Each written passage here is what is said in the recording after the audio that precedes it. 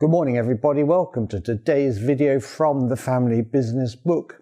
I'm sorry if you've had difficulty in reaching our website recently. There's been a coup up with the DNS settings, which has been put right this morning. So if you want more details about the Family Business Book, you can simply go to www.thefamilybusinessbook.com.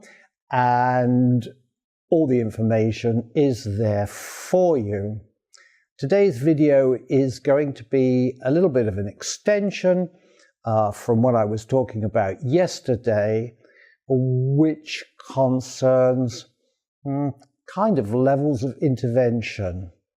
So without more to do, we'll roll the credits and I'll join you on the other side.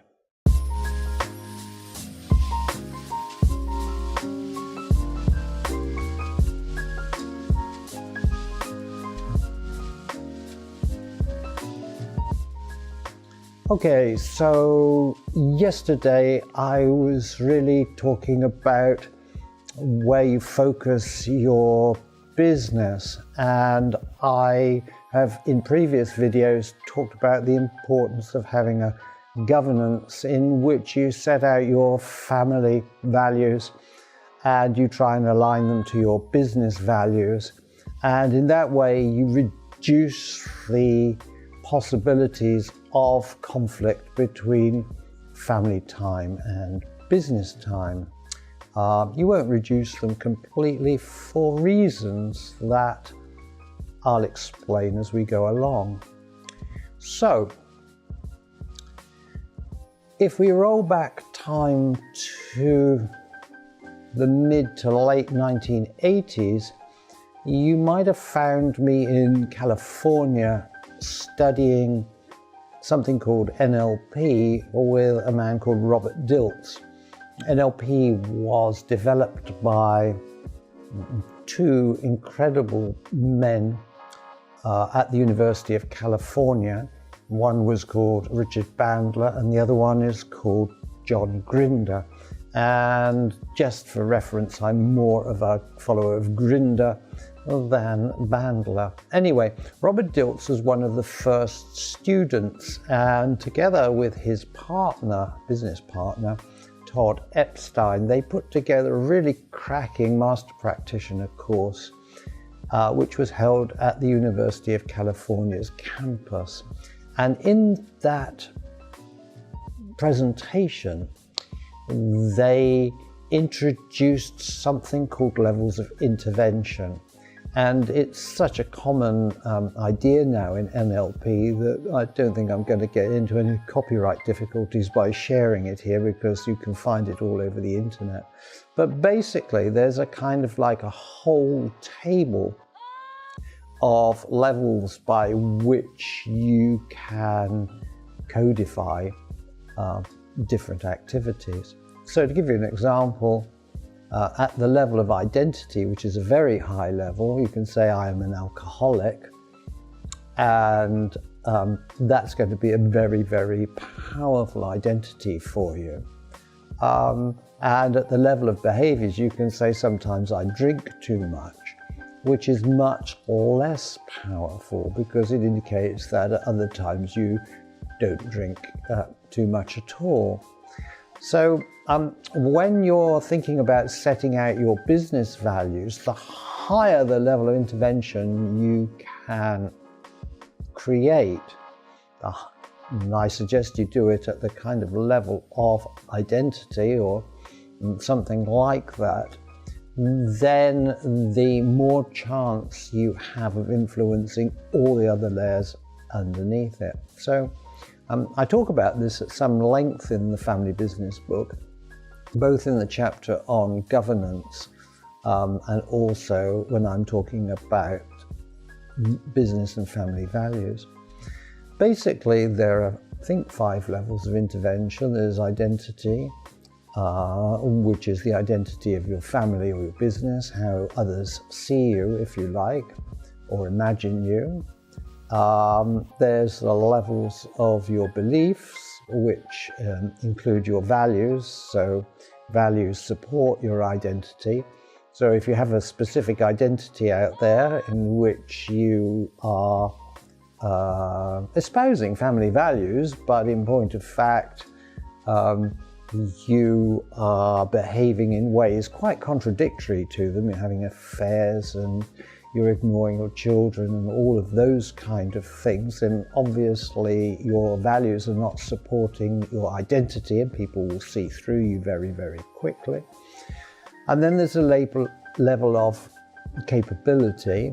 Capability is what potentially you may be able to do.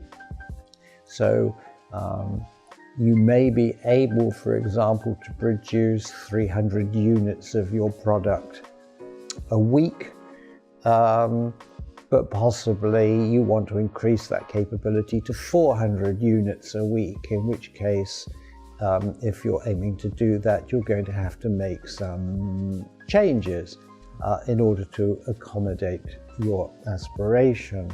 So there's what you and your staff are physically capable of doing and what your family is physically capable of doing. You can't work more than, say, around 12 hours a day effectively. So anything above that, you're not going to be very efficient. That's a capability.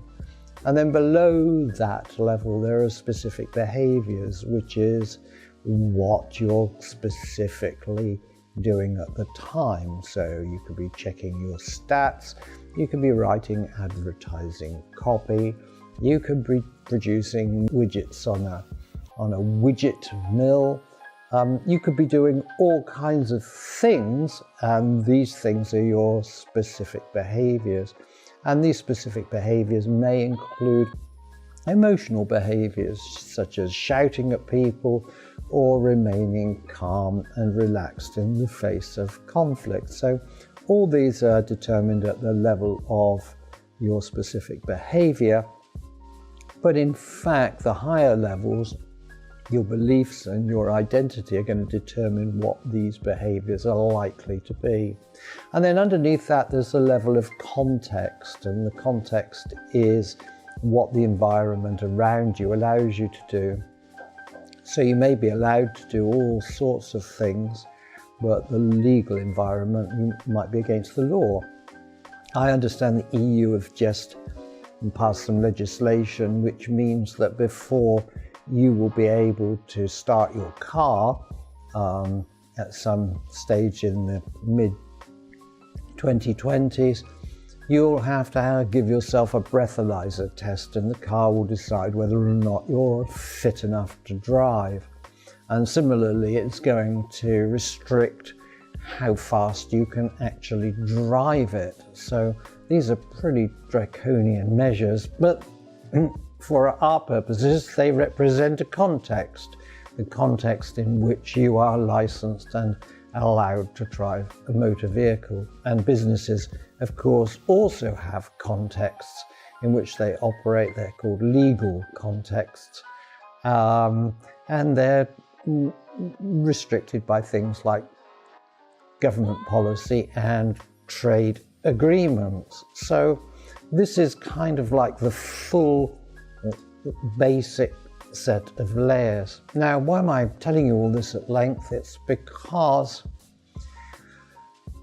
if you aim to create an identity for your business, then you're likely to be preoccupied with the levels that are underneath it, such as beliefs and capabilities and specific behaviors.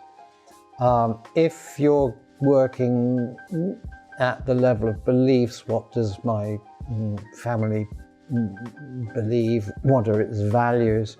What does my business believe? What are its values? And then you're likely to be preoccupied with things like the capabilities, what your business is capable of, and the specific ways in which people do things. In other words, for every layer that you're looking at, you're going to be influencing the layers underneath it, but not necessarily the layer that you're focusing upon.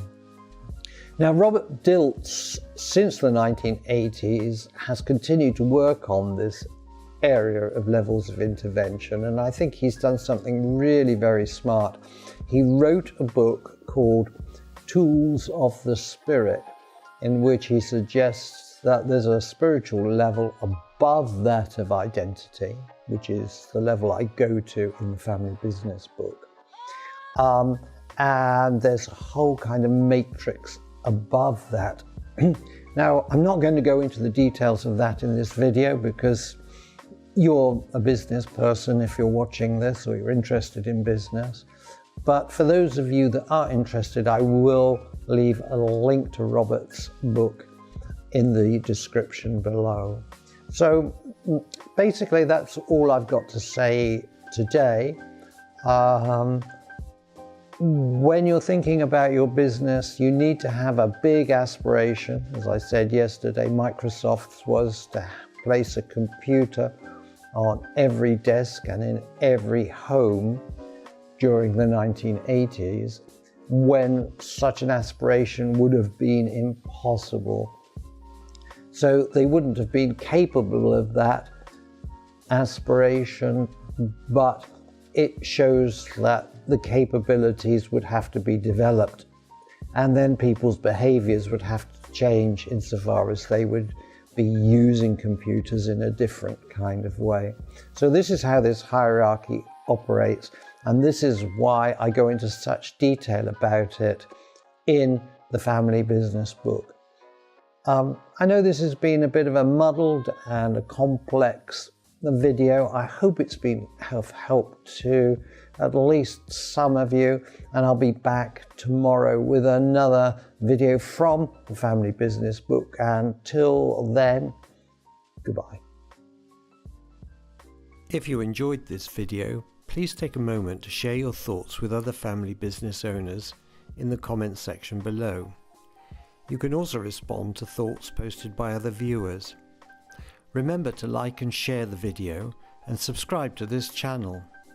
To be sure to receive notifications, you must also click the bell icon at the top right-hand corner of the YouTube page.